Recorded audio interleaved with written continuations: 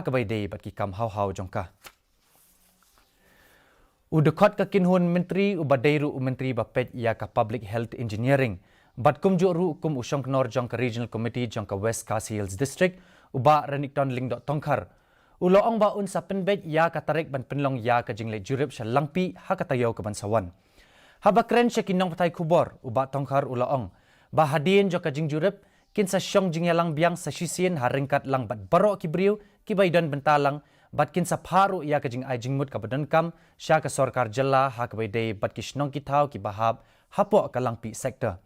Habaay hakabay day bat ka Greater Shillong Water Supply Scheme Phase 3 uba tongkar ula penpaw ya ka jing saus kem jong u ban pendep no ya ka ni hapo jong banay no pra mentau snem.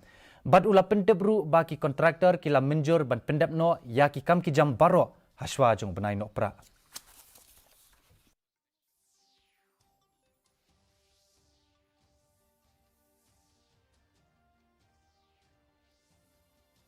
We are trying to call also after the inspection. After the inspection, we will have another round of meeting for the recommendation. So that meeting will be very important, where all the members, all the stakeholders will come, and we will make a necessary recommendation to the state government with regard to the villages falls under the Langpi sector.